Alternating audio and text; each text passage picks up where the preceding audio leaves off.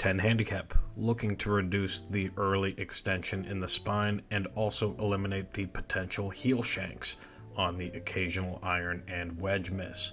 So let's first talk about what early extension is and how we can try to reduce that in the swing.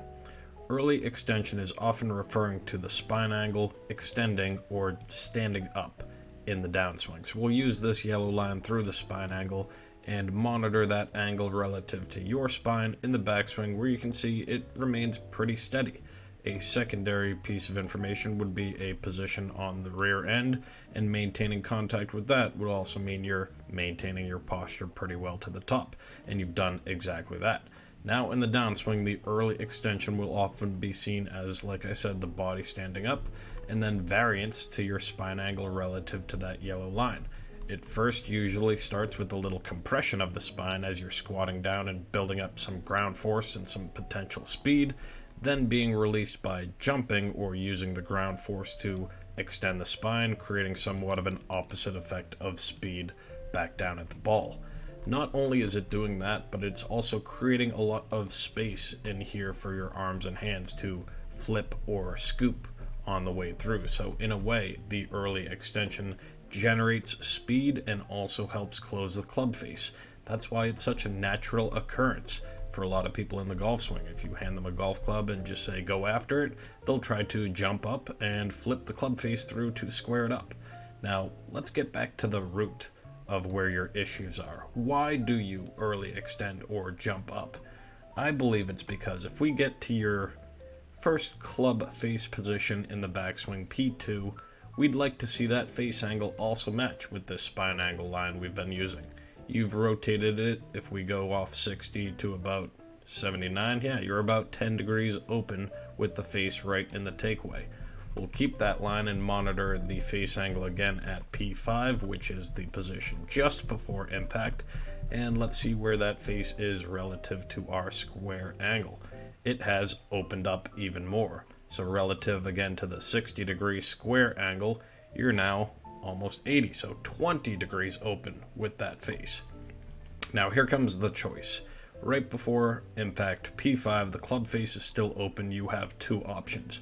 One is to create space, jump up, early extend the spine, and flip or release that club face through, which in this case you've done exactly that, squaring the face, flattening the lie angle square on the ground, and even striking the ball on the toe, because your setup has so much space and now you've created even more room. So in a way, early extension makes your swing work. But you really don't want that to happen in your swing, because the issue is that your club face is open and you need to make all these compensatory fixes on the way through.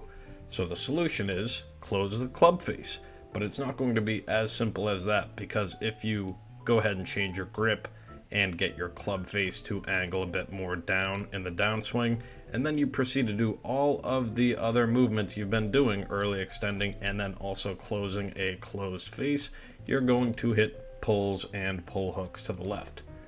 Consider that a success, because that's your first step that will likely avoid any and all shanks on the heel, and it will also give you more of a one-way miss, more left, more closure in the face. And lastly, it's part of the master plan to then give you your next subject, which would be turn and maintain your posture. Because like we said, if you maintain your posture, you're just holding an open face and hitting a shank. If you're right here and you maintain everything down, this angle doesn't change. You're going to catch it right off the heel, and the ball's going to squeeze to the right. So if the face instead is already square to closed, you can maintain your angles down and get a lot more rotation of the body through strike. Now I've got our Tour Pro already queued up. It's Cameron Tringale, but not the best video. I used him to show you two things. One, where that face angle is through the backswing. So it's not exactly at his spine angle, but it's certainly more closed relative to a toe up position. And checking in on that again, we're going to see a couple things. One, that face angle still square to closed, pointed down to the ball, meaning that he doesn't have to release or flip the face through. But secondly, looking at the extension of the spine and using the ground forces, Cam's got a lot of bend from the waist, and he does early extend that spine to jump his posture up and generate speed. So As long as you're not really moving too far up and having major issues with contact, some extension of the spine, if you can maintain good connection with the ground, can work, as you see in this example here. But I would prefer you to work on that club face angle first before you get into anything else. And let's just go and finish off with the face on view, which you have included as well. Most of it's just going to be on closing the face, so you can tighten up the position of your grip. Maybe get that left hand to rotate over a bit stronger and really coincide with that closed face position that you're going to start working on. Now the takeaway. Let's watch that grip and that hand movement right from the takeaway. Looks like you're barely holding on to the club, and then you squeeze it, turning the hands over, and that's actually beginning to just twist that face open right from the get-go. And that sets the theme to stay open, super long at the top. Further cupping and bending the wrist is going to continue to open the face, and like we said, all of the jumping, extending moves are just simply to give you time to close that face on the way through.